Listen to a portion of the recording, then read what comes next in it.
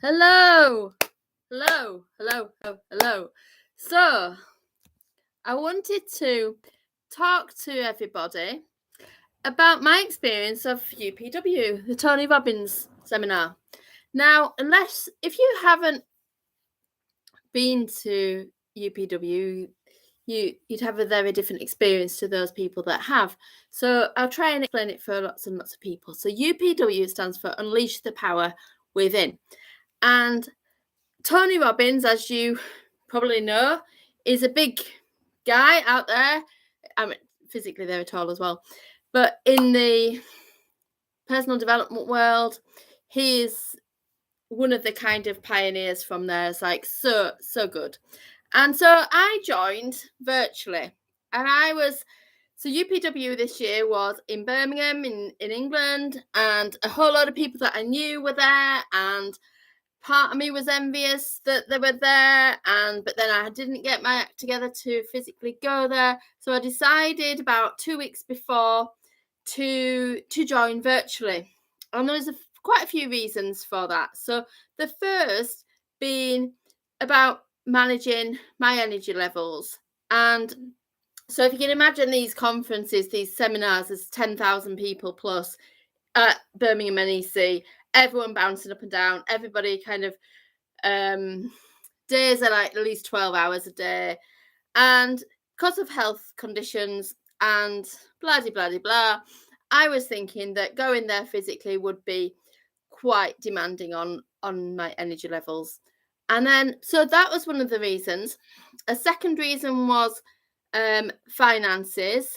I wasn't able to prioritize my finances enough to be able to get organized enough to get going. So, and then the final one was that I wanted to be able to really make the most of the exercises and the activities and the breakthrough experiences, so that I didn't just get caught up in the hype, didn't get caught up in the energy and the fun of it all, which, oh my gosh, it looked amazing. Like I was seeing everything there, and it looked amazing, so much fun, and doing it virtually was so much fun as well. But I didn't get caught. I was a bit scared that I would get caught up in the hype of it all, and that I wouldn't actually have too much of a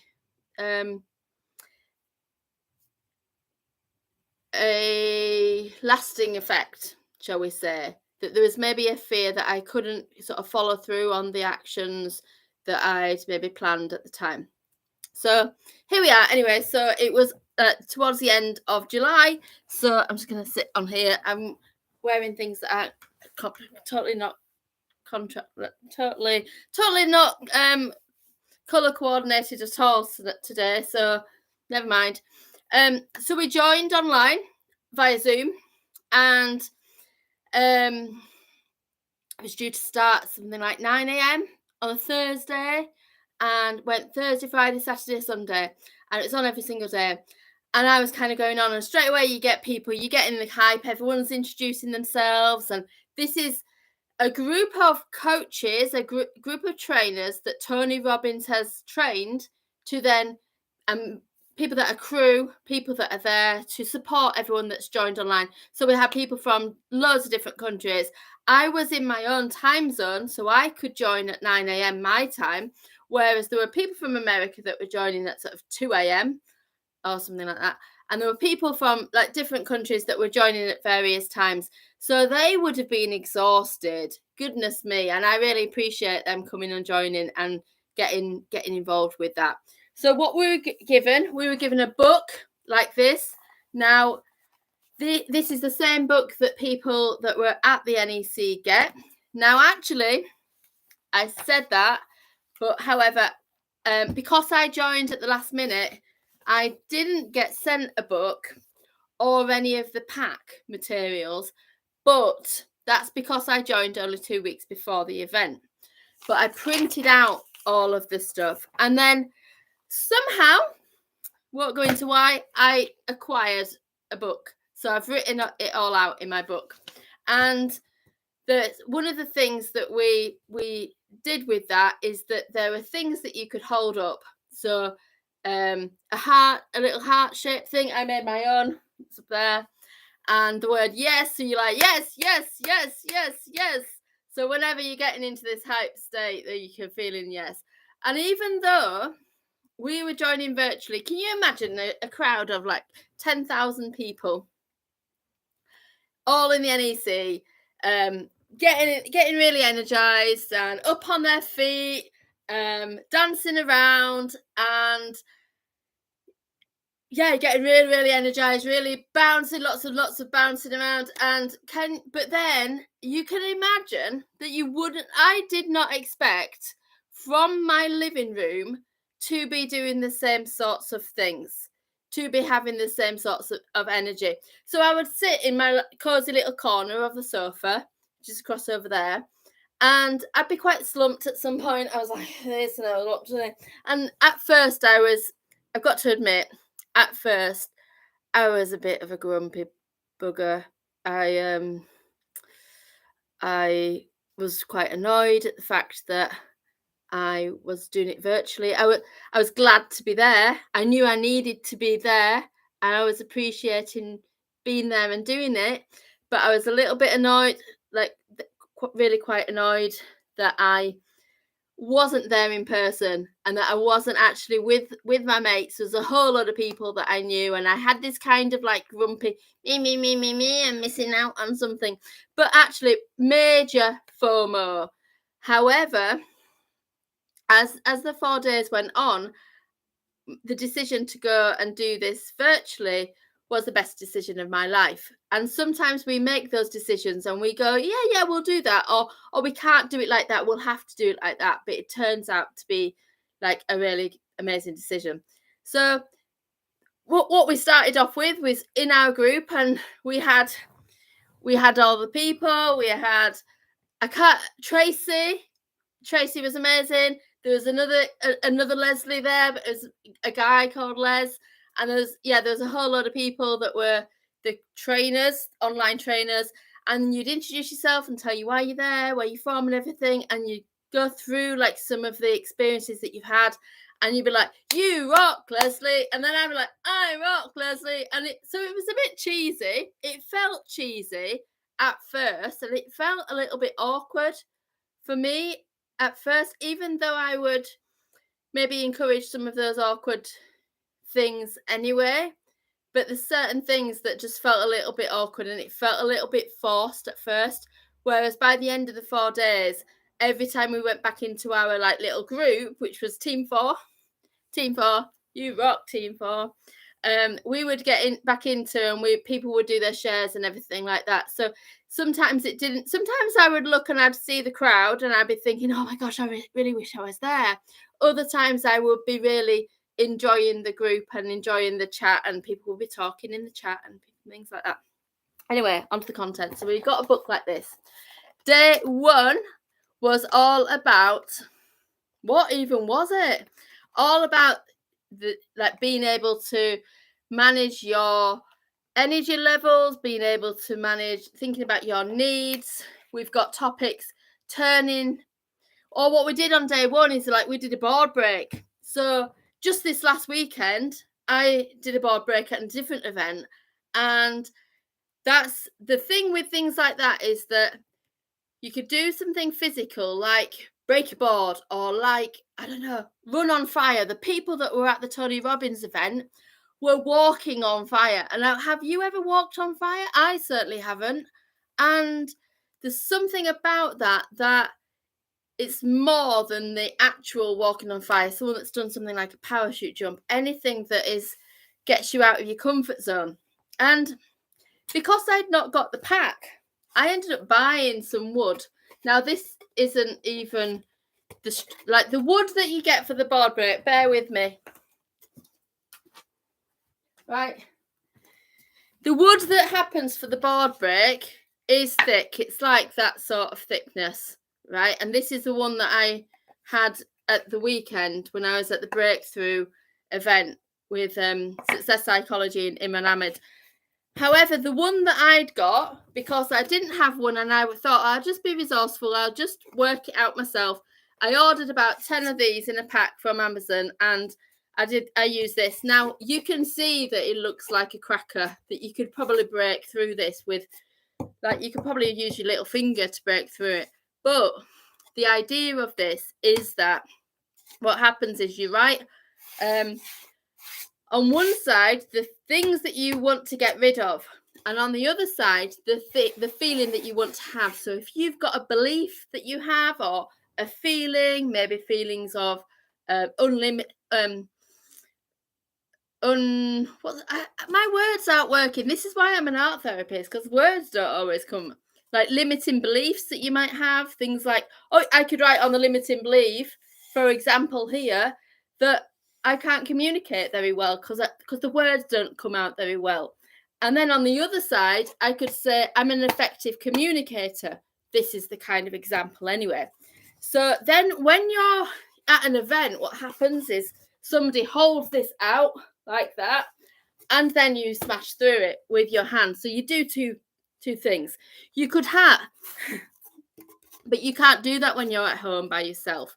So actually what they had us do is set up 2 chairs, or set up a little setup with like 2 little stools, and then break through it. And so I was doing that as an activity. Quite a few other people were doing it for the first time.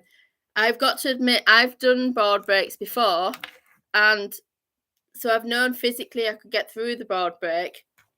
So I was a little bit frustrated at the fact that, oh, I would have liked to have done something else, sort of thing. But there was a bit of frustration. But what it meant for me, it was a symbolic thing of going with it. So the board break was good. And see, you do that. Woo! So that is how easy this board was to break. This is easy. This isn't the sort of the strength that you need to break the actual boards at UPW at all. But the fact that you could do the same sort of thing with a piece of paper. You could be like, right, I'm going to express my feelings. I'm going to get out the old and then make something new from it. So this is the idea. It's about the metaphor and about that transformational metaphor.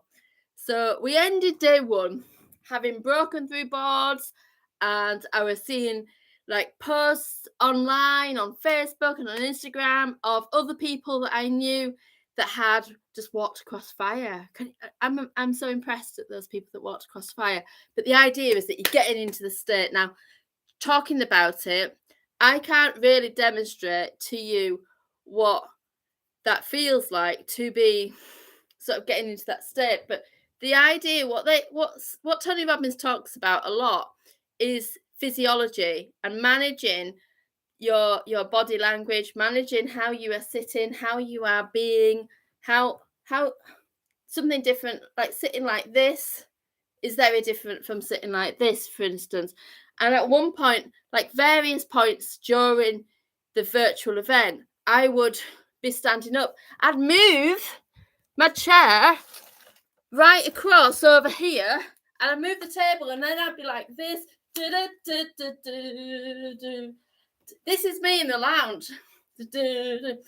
At one point, I even, in fact, at one point, I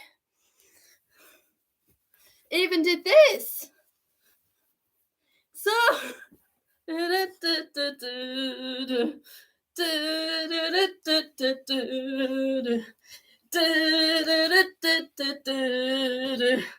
so you get the idea. So when you're seeing people on your Zoom screen, and you're seeing crowds of people, and you're seeing all the speakers and all the dancers and loads of energy, and they're like, make you move, and you kind of have to get into the peak state that you're in, and then you go make a cup of coffee or whatever, and then you're like, make you move, and you're so yeah, it was actually unexpectedly more energizing at home because I was joining in with all of those sorts of things. So anyway, so the second day, I feel like this is longer than I planned. The second day we had Joseph McClellan III, who was amazing. He was amazing. I am sold. And I think, do you know when you're told things like, oh, in order to improve your life, you need to do this, this, this, and this, and you go, oh yeah, oh yeah. But then you don't do it. And he was like, do it. He was kind of going, do it, stand up, put your books down and stand up. He was like that. So it was fun. And then even from your lounge, you could do that. And at one point, he said my name, and then suddenly I realised that I was on the big screen. So people that I knew then sent me a text message going, I've just seen you, Leslie. You're on the screen. So actually, I had no idea because I had my eyes closed. We were doing an exercise about gratitude or something, and I had my eyes closed and probably had my eyes still closed when other people woke up from whatever they were doing and looked on the screen. There, I'm stood like this. And then, yeah. And what I found was that as the days went on, I got really into it. And so, like I was saying when I first started to join the group, I felt really cynical about it all, and I felt a bit annoyed really that I wasn't there. And part of the benefit, I'm really grateful that I allowed myself to feel annoyed rather than just accepting the situation. I allow myself to feel annoyed, and because of that, it planted that seed of desire that I want more out of life.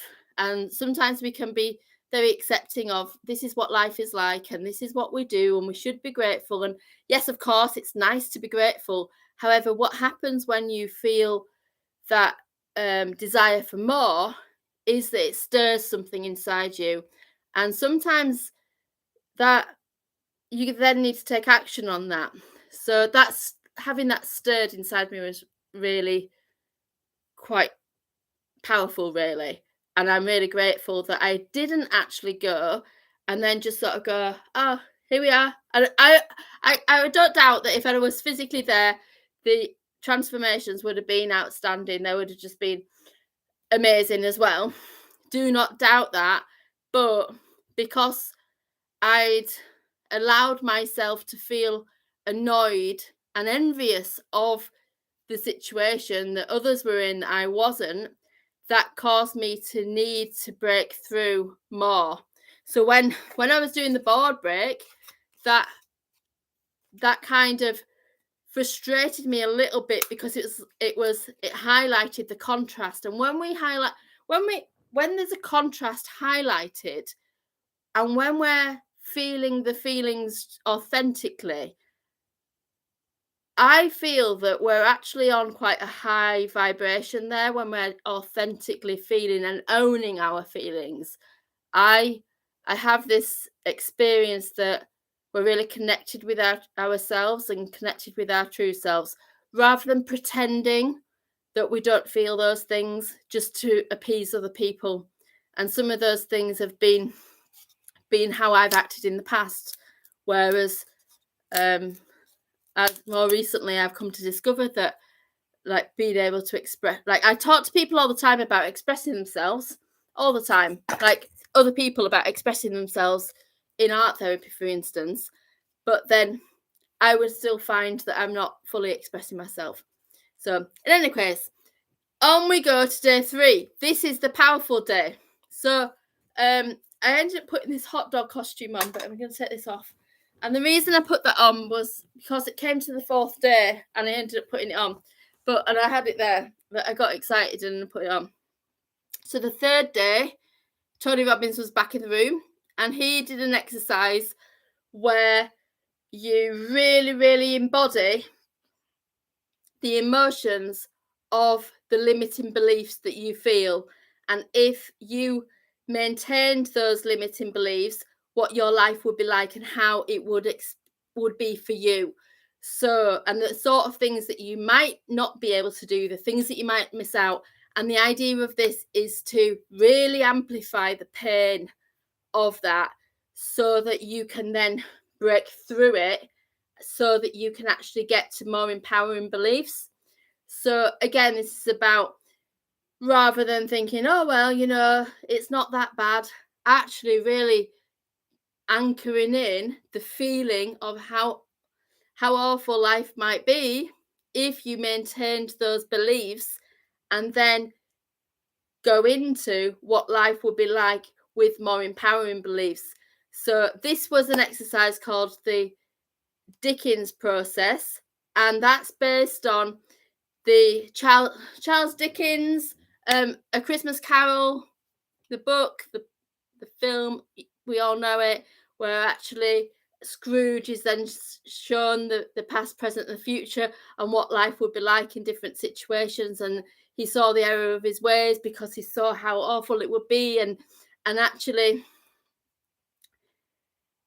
it's one of those things where if you weren't there, you won't really know. It's hard to imagine with that. And actually, everybody's experience of the Dickens process and of breakthroughs in whatever capacity is different. A breakthrough doesn't have to be really massive and like a lion roaring. It could be like a real insight, just like feeling rain on you or like having that insights and having those aha moments.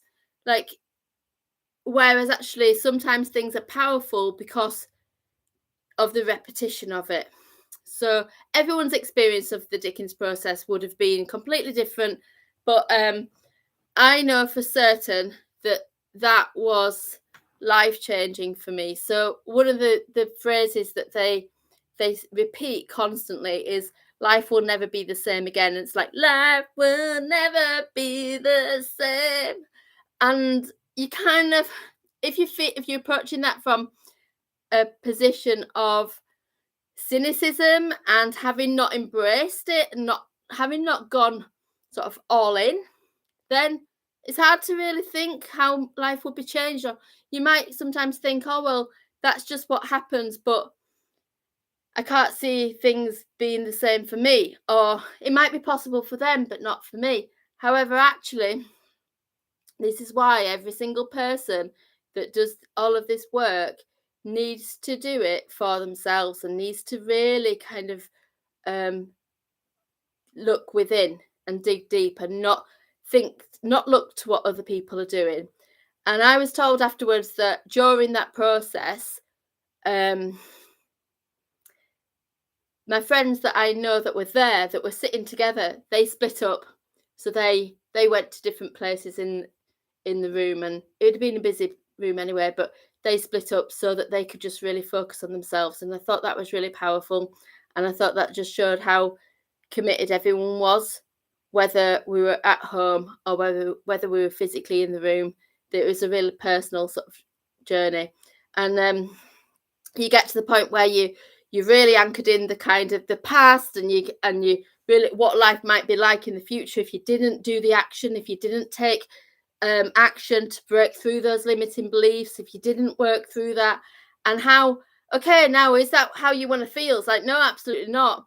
And then along comes the incantations. There, now I am the voice, I will lead, not follow. And it's powerful stuff.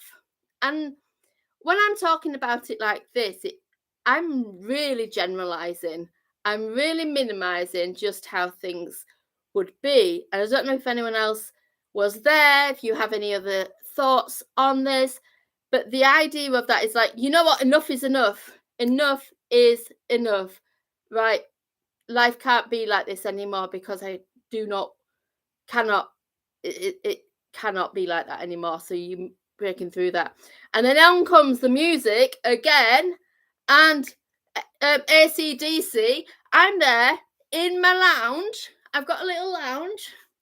This is like, I've got more space in where I live now than I have in years and years and years, but it's still quite a small space. And doing burpees.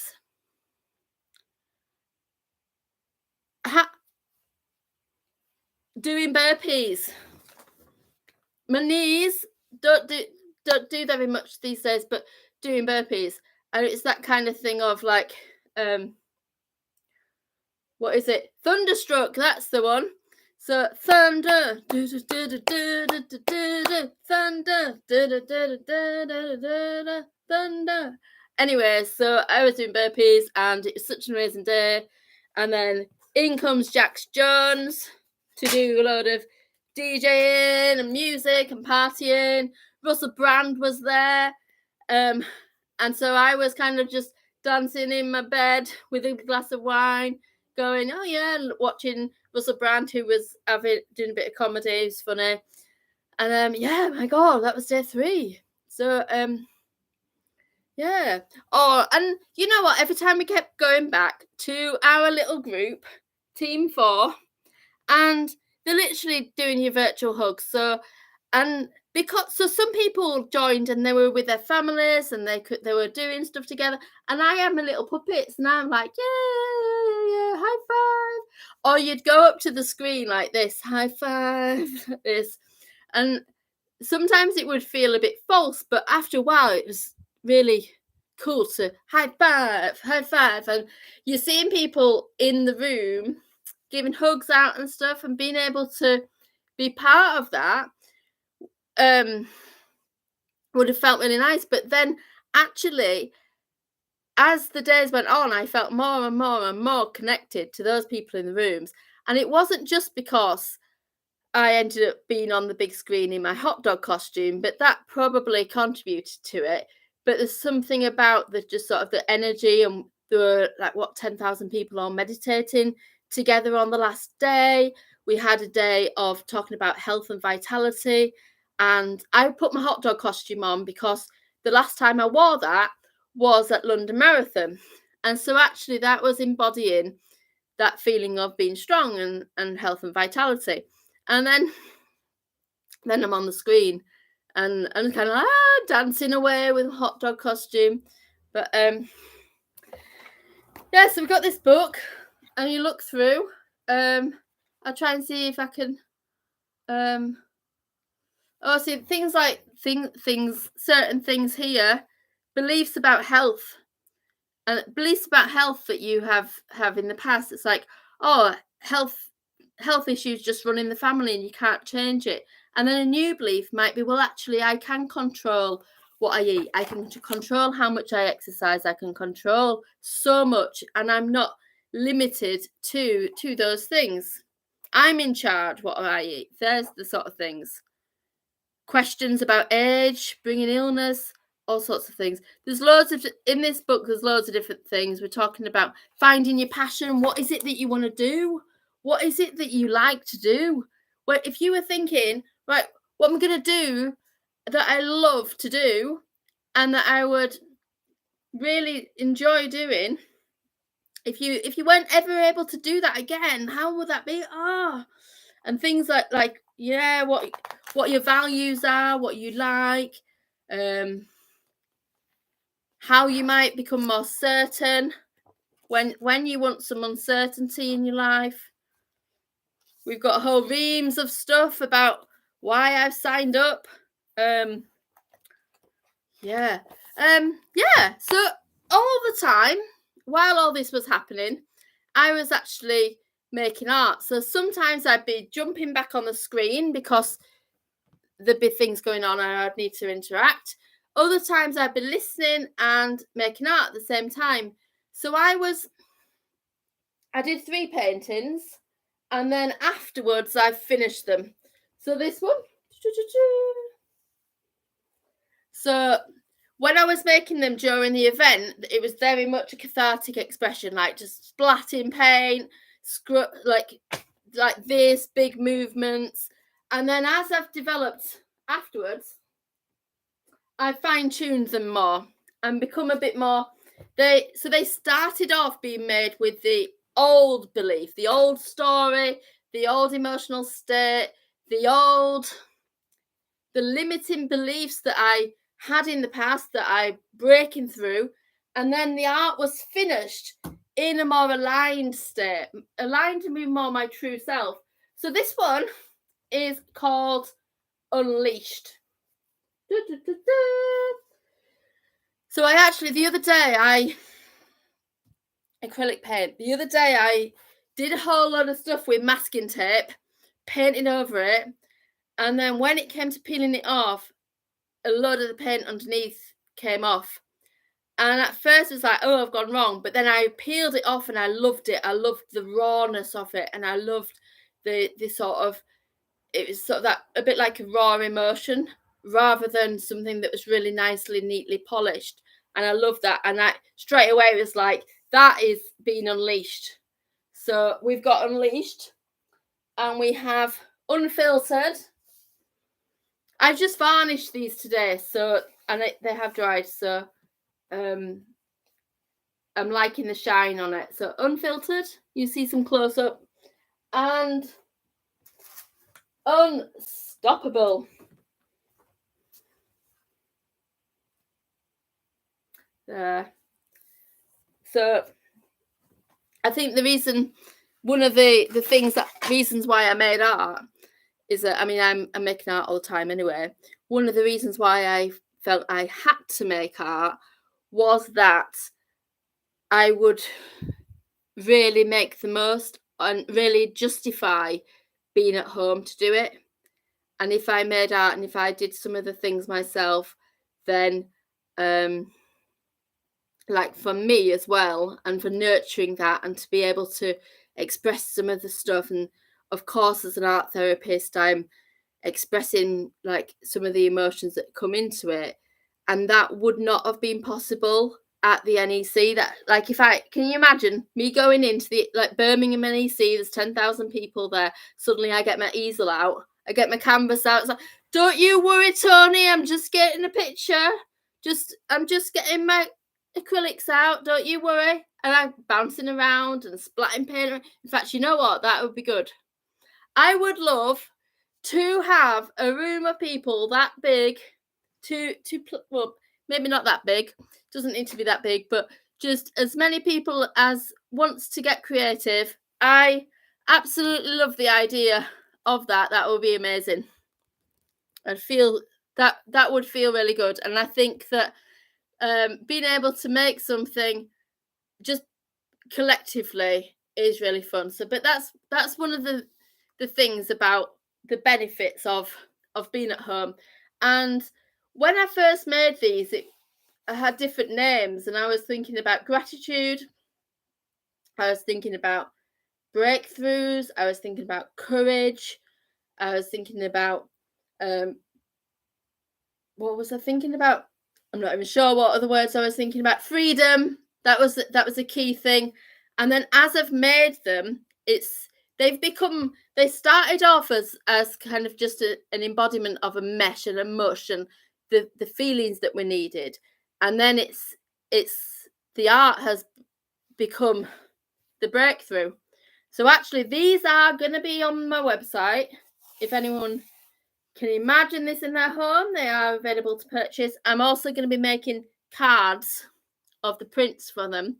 And I was thinking, I need to work this out, of doing prints that are hand embellished. So small prints, but then add details by hand with them, because not everyone will be able to get the original because there's only one of each one, but people might be able to have a smaller print with it.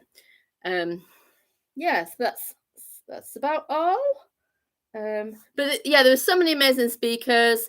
It wasn't just those two. There's quite a lot. Jane Lee Dumas, like so many people. Cyril Lingley, Dean Graziosi, loads of people. And hopefully I've got their names pronounced right. But loads of people, really inspiring. And yeah, it's all good. And that, I suppose, has made me feel different in this last sort of month. I feel like life has been different. I feel like I sit differently. I feel like there's a message about 2 millimeters between oh fuck and fuck you. So like sitting. And when we're thinking about sort of Vitality Day, on the last day, we were talking about health, and like what I read out in my book was about kind of feeling quite stuck with my health and having fibroids and having put weight on and feeling a bit stuck. But then part of the benefit of being able to overcome the beliefs and feeling more worthy and feeling more self-love and feeling more grounded and feeling more able to manage emotions better, because there's always, like, even as an art therapist, I used to beat myself up a lot because I would struggle and I would think, well, how am I struggling? And I'd have a sense of knowing but not really knowing. And I talk to clients about that of, oh, you know your mum loves you, but you don't feel it. And especially, say, like children that have been adopted, and especially in different situations. But actually, everyone needs to do the work. Everyone needs to do the work. And when you're working with somebody different, you've got a new perspective. You've got completely a new perspective. So what you can do, journaling, you can do have your sketchbooks to be able to process things using art and using images, and you can do that and have a bit of combination. But it's when you work with somebody and maybe get feedback from somebody, or you kind of hear things over and over again and it gets kind of imprinted on you and you're getting like going and doing the work, that's when it has more of an impact. So there's a difference between intellectualizing the ideas and really embodying it and really like feeling that kind of on a somatic level. And I'm a very kinesthetic person. You see me moving my arms around like crazy just while I've been talking to you. I'm very kinesthetic. So actually, I tend to find that, I mean, it's amazing. I'm talking for like ages. I could talk a lot for an art therapist to say I'm kinesthetic, to say that I'm like my visuals. But what I tend to find is that I, like, anybody can feel emotions in their body as well, but I can feel it a lot. And I feel that is one of the reasons why I've developed some of the illnesses that I've developed, that it's kind of like the body keeps the score, and some of the sort of past traumas and some of the blocks that I've had through maybe not expressing myself authentically, like being a bit of a people pleaser or pretending not to be, and being all that, being a bit stuck and being in a bit of a freeze has been caused with that. But now it feels like there's a difference. So feeling unleashed. So the workshop, just gonna segue quickly to the workshop that I'm running on Thursday. And every month I do a creative workshop on Zoom. And if you have been to them before, you'll know that it's an interactive workshop. And we've just got a few people joining the main interactive part this time, and then others doing it more like a smaller group this time. But if you want to join the interactive part and join live, then let me know and join up. If you want to have this experience and you're happy just to have the replay, then that's fine as well. You can do that.